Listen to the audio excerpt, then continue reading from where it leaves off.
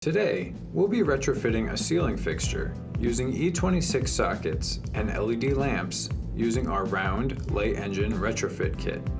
Let's begin. First, we'll turn off the electrical power at the fuse or circuit breaker box. Next, remove the diffuser, lamps, and sockets. After that, we'll apply the included relamping labels to warn anyone working on the fixture in the future that it has been modified.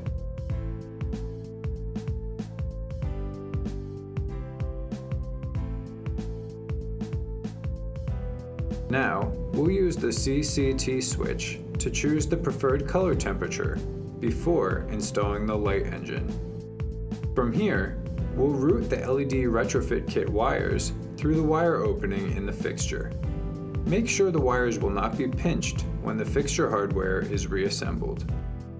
Now we can make our wiring connections according to the diagram located in the instruction manual. Tuck the wiring connections into the J-box and mount the ceiling pan to the ceiling. Next, reinstall the glass diffuser and restore power. That's it.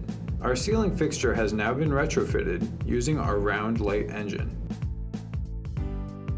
The method is the same for our linear light engine retrofit kits that might be used with a wall sconce, pendant, or ceiling fixture. What's important is that the retrofit kit fits within the fixture.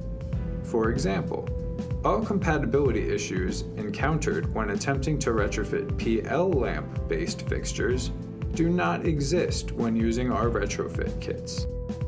For more information on Maxlite's light engine retrofit kits, please see the link below.